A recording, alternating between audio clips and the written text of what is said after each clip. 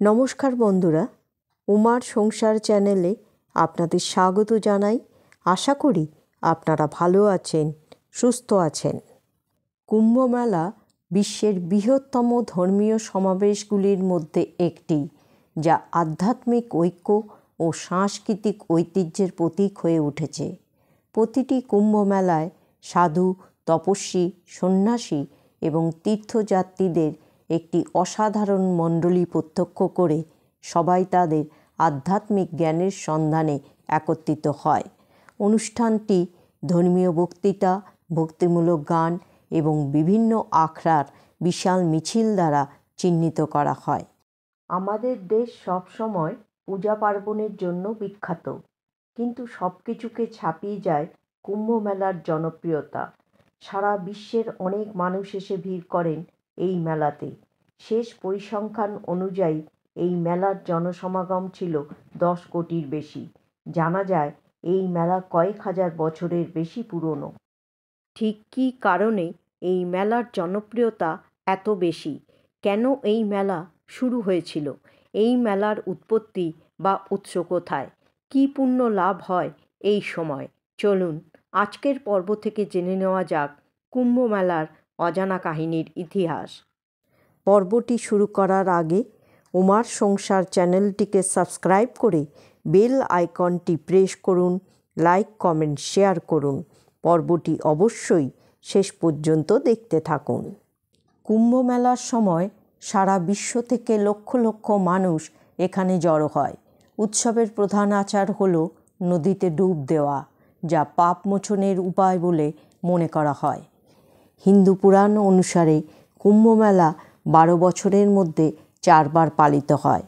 পবিত্র নদীর তীরে অবস্থিত 4টি তীর্থস্থানের মধ্যে উৎসবের অবস্থান ঘুরতে থাকে। এই তীর্থস্থান ও পবিত্র নদীগুলি হল প্রয়াগরাজের ত্রিবেণী সঙ্গম, অর্থাৎ গঙ্গা, যমুনা ও সরস্বতী নদীর মিলনস্থল, হরিদ্বারের গঙ্গা নদী, উজ্জয়নের শিপ্রা নদী এবং নাসিক ত্রিম্বকেশ্বরের গোদাবরী নদী। কুম্ভ মেলার দুটি শব্দ কুম্ভ এবং মেলা নিয়ে গঠিত। কুম্ভ মানে কলস বা পাত্র, যাতে অমৃত উদ্ভূত হয়েছিল আর যার জন্য দেবতা ও অসুরদের মধ্যে স্বর্গীয় যুদ্ধ হয়েছিল, এবং মেলা একটি সংস্কৃত শব্দ যার অর্থ সমাবেশ বা সাক্ষাৎ করা। কুম্ভ মেলার উৎপত্তি বা উৎস বোঝার জন্য আমাদের প্রথমে কুম্ভ মেলার সমৃদ্ধ ইতিহাস অন্বেষণ করতে হবে। হিন্দু পুরাণ অনুসারে কুম্ভ মেলার উৎস সমুদ্র মন্থনের গল্প থেকে পাওয়া যায়। এই পৌরাণিক কাহিনীটি বর্ণনা করে কিভাবে দেবতা এবং অসুররা অমৃত পাওয়ার জন্য সমুদ্র মন্থন করেছিলেন। এই মন্থন প্রক্রিয়া শেষ হওয়ার সাথে সাথেই অমরত্বের অমৃতে ভরা একটি কুম্ভ বা পাত্র নিয়ে ভগবান ধন্বন্তরী আবির্ভূত হয়েছিলেন। এরপর অমৃতের পাত্র দখল নিয়ে যুদ্ধ শুরু হয় দেবতা ও অসুরদের মধ্যে। দেবতা ও অসুরদের মধ্যে এই স্বর্গীয় যুদ্ধ টানা 12 দিন এবং 12 রাত ধরে চলেছিল, যা মানুষের দৃষ্টিতে 12 বছরের সমান। এই মহাকাব্যিক সংঘর্ষের সময় মূল্যবান অমৃতের কয়েক ফোঁটা পৃথিবীর 4টি স্বতন্ত্র অবস্থানকে আশীর্বাদ করে সেখানে সেখানে পড়েছিল, এবং সেই স্থানগুলি তখন থেকেই পবিত্র তীর্থভূমি বলে বিবেচিত হয়েছে। এ তো গেল পুরাণ কথা। ইতিহাসের পাতা উল্টালেই দেখা যায় মৌর্য ও গুপ্ত বংশের সময়কাল থেকেই কুম্ভ মেলা শুরু বলে মনে করা হয়। গুপ্ত বংশের পতনের পর শুরু হয় হর্ষবর্ধনের রাজত্ব। সেই মত ধরে এগোলে রাজা হর্ষবর্ধনের সময়ে ভারতে আসা চীনা পরিব্রাজক হিউয়েন রচনায় কুম্ভ মেলার উল্লেখ পাওয়া খুব একটা ভুল তথ্য নয়। মুঘল সাম্রাজ্যে কুম্ভ মেলা। ভারতবর্ষে মুঘল আমলের সেরা সময় মনে করা হয় সম্রাট আকবরের সময়কালকে।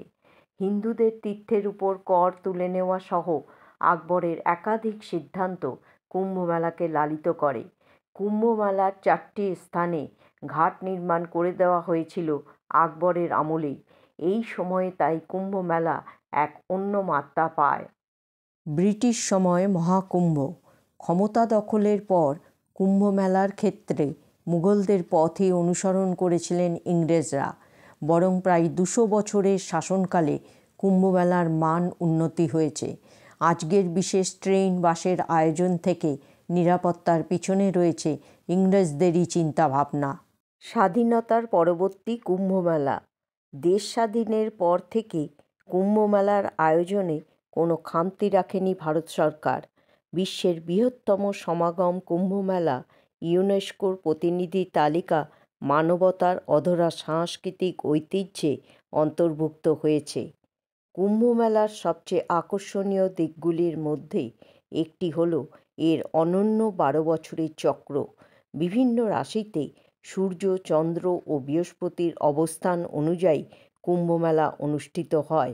প্রতিটি কুম্ভমেলার বিশেষ তাৎপর্য রয়েছে। কুম্ভমেলার প্রকারভেদ হিসেবে কুম্ভ, অর্ধকুম্ভ, পূর্ণকুম্ভ এবং মহাকুম্ভ রূপে কুম্ভমেলা পালিত হয়। কুম্ভমেলা ভারতের 4টি ভিন্ন স্থানে অনুষ্ঠিত হয় এবং রাজ্য সরকারগুলি দ্বারা সংগঠিত হয়। লাখ লাখ মানুষ আধ্যাত্মিক উদ্দীপনা নিয়ে এখানে অংশগ্রহণ করে। অর্ধকুম্ভ মেলা প্রতি 6 বছর অন্তর প্রয়াগরাজ এবং হরিদ্বারে এই মেলা হয়। পূর্ণকুম্ভ মেলা প্রতি 12 বছর অন্তর প্রয়াগরাজে অনুষ্ঠিত হয় এই মেলা। এটি বৃহত্তম এবং সবচেয়ে উল্লেখযোগ্য কুম্ভ মেলা। এই বছর অর্থাৎ 2025 সালে প্রয়াগরাজে পূর্ণকুম্ভ মেলা অনুষ্ঠিত হতে চলেছে। এটি 13ই জানুয়ারি শুরু হবে এবং 26শে ফেব্রুয়ারি শেষ হবে। শেষবার 2013 সালে প্রয়াগরাজে মহাকুম্ভের আয়োজন করা হয়েছিল। 12 বছর পর আবার প্রয়াগরাজে কুম্ভ মেলার আয়োজন অনুষ্ঠিত হতে চলেছে। মহাকুম্ভ মেলা প্রতি 144 বছরে একবার এই বিশেষের বিশেষ মহত্বপূর্ণ জমকালো ঘটনাটি ঘটে। এটি শুধুমাত্র প্রয়াগরাজে আয়োজন করা হয়। 12টি পূর্ণ কুম্ভের পর হয় মহাকুম্ভ। কুম্ভমেলা উৎসবের মূল অনুষ্ঠান শাহী স্নান। এটি সবচেয়ে গুরুত্বপূর্ণ আচারগুলির মধ্যে একটি, যেখানে বিভিন্ন আখড়ার সাধু এবং সাধুরা আনুষ্ঠানিক স্নানের নেতৃত্ব দেন। সাধুরা, বিশেষ করে নাগা সাধুরা, পবিত্র নদীতে প্রথমে ডুব দেয়। মিছিল। কুম্ভমেলার সময় সাধু এবং ধর্মীয় নেতাদের বিস্তৃত শোভাযাত্রা একটি সাধারণ দৃশ্য। এই শোভাযাত্রাগুলি আধ্যাত্মিক উচ্ছ্বাসে পূর্ণ এবং বিভিন্ন হিন্দু ঐতিহ্য প্রদর্শন করে। আধ্যাত্মিক বক্তৃতা। ধর্মীয় নেতা এবং গুরুরা আধ্যাত্মিক বিষয়ের ওপর বক্তৃতা, বিতর্ক এবং উপদেশ দেন, যা ভক্তদের বিশাল ভিড়কে আকর্ষণ করে। পরিশেষে কুম্ভমেলা শুধু একটি উৎসবের চেয়েও বেশি কিছু। এটি বিশ্বাস, ঐতিহ্য এবং আধ্যাত্মিক জাগরণের একটি উদযাপন। এটি ভক্তদের তাদের আধ্যাত্মিক শিকড়ের সাথে পুনঃসংযোগ করায়, তাদের আত্মাকে পরিষ্কার করে একটি প্রাচীন ঐতিহ্যের অংশ হওয়ার সুযোগ দেয়, যা প্রজন্মকে অতিক্রম করেছে।